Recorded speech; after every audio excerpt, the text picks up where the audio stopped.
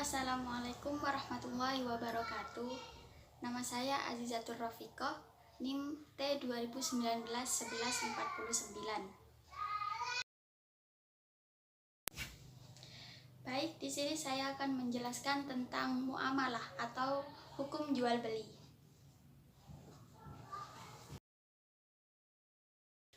Allah Subhanahu wa Ta'ala menjadikan manusia sebagai makhluk yang saling membutuhkan, di mana sifat yang Allah ciptakan tersebut untuk manusia agar tercipta di dalam diri manusia sifat saling tolong menolong, saling bahu membahu, saling gotong royong, dan lain sebagainya. Tolong menolong di sini memiliki artian yang sangat luas, di mana salah satu arti dari tolong menolong ialah seperti pada jual beli, seperti pada sewa, menyewa, bercocok tanam, dan lain sebagainya, di mana kesemuanya itu diperuntukkan untuk manusia agar manusia berkehidupan yang lebih layak, berkehidupan yang lebih sejahtera dan makmur. Akan tetapi ada di sifat dari dalam diri manusia yang tercela, yaitu loba dan tamak, di mana sikap dan sifat tersebut hanya menginginkan dirinya untung sendiri tanpa memikirkan manusia yang lainnya. Maka dari itu, agama Islam menciptakan peraturan dengan sebaik-baiknya peraturan, di mana ketika teraturnya muamalah, maka manusia akan hidup damai, hidup tentram, tanpa adanya saling dendam-mendendam antara manusia satu dengan manusia yang lainnya. Dari pernyataan tadi, apa sih pengertian dari muamalah? Muamalah ialah seperti yang dijelaskan pada Quran Surat An-Nisa ayat 29. Bismillahirrahmanirrahim. La ta'kulu amwalakum bainakum bil batili illa takuna tijaratan tarodim minkum. Shadaqallahul adzim. Yang artinya, janganlah kamu saling memakan harta sesamamu dengan jalan batil, kecuali dengan jalan perniagaan yang berlaku dengan suka sama suka di antara kamu. Quran Surat An-Nisa ayat 29.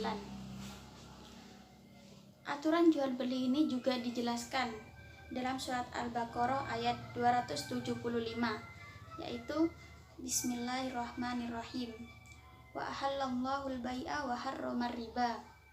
Yang artinya Allah telah menghalalkan jual beli dan mengharamkan riba. Baik, untuk selanjutnya ialah rukun dari jual beli ini sendiri. Rukun dari jual beli ialah adanya penjual dan tentunya adanya pembeli. Syaratnya ialah berakal, maksudnya berakal agar tidak mudah terkecoh, agar tidak mudah terbohongi, baik si penjual maupun si pembeli. Dengan kehendak sendiri, maksudnya dengan kehendak sendiri di sini ialah tidak ada paksaan, yaitu unsur suka sama suka. Selanjutnya tidak mubazir atau boros. Selanjutnya balik, berumur di atas 15 tahun. Maksudnya di sini ialah untuk pembelian atau penjualan barang yang besar, yang membutuhkan modal besar.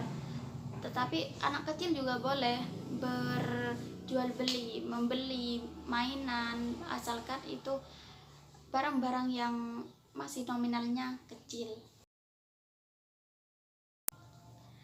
Selanjutnya ialah uang dan benda yang dibeli. Syaratnya ialah pertama suci. Maksudnya suci di sini barang itu suci. Barang najis tidak boleh dijual ataupun dibeli. Selanjutnya ada manfaatnya. Yang ketiga, barang itu dapat diserahkan. Maksudnya barang itu oleh penjual dapat diserahkan ke pembeli. Contoh yang tidak diperbolehkan ialah seperti menjual ikan di lautan. Kan boleh tuh siapa saja yang mengambil ikan di lautan. Jadi seorang penjual tidak boleh menjual ikan di lautan dan ikannya tuh masih ada di lautan. Gitu. Selanjutnya ialah barang tersebut merupakan milik penjual atau mewakilkan. Jadi tidak boleh menjual barang orang yang masih tidak tahu itu barangnya siapa, itu bagaimana sifatnya, dan lain sebagainya. Selanjutnya ialah barang tersebut diketahui sifatnya, baik zatnya, baik ukurannya, bentuknya, dan lain sebagainya. Ada beberapa jual beli yang sah tetapi dilarang. Seperti contohnya yang pertama yaitu membeli barang dengan harga tinggi dengan niatan agar orang lain itu tidak bisa membelinya. Tetapi orang yang membeli itu sebenarnya tidak menyukai benda tersebut. Contoh yang kedua ialah membeli barang yang sudah dibeli orang lain. Jadi kita atau pembeli tidak boleh membeli barang yang sudah dibeli orang lain. Yang ketiga ialah membeli barang untuk ditahan. Maksudnya ditahan di sini ditimbun, yaitu membeli barang banyak, menyetok barang banyak untuk ditimbun. Kemudian ketika harga barang itu naik melambung, maka si penjual akan menjualkannya. Jadi itu boleh sah tetapi dilarang. Selanjutnya yang keempat ialah menjual suatu barang yang tidak berguna, bisa yang benda bermaksiat juga tidak boleh. Selanjutnya yang kelima ialah jual beli yang disertai tipuan. Jelas ini tidak boleh dilakukan. Selanjutnya dan juga terakhir dari pembahasan bab muamalah di sini ialah hukum-hukum jual beli. Yang pertama boleh.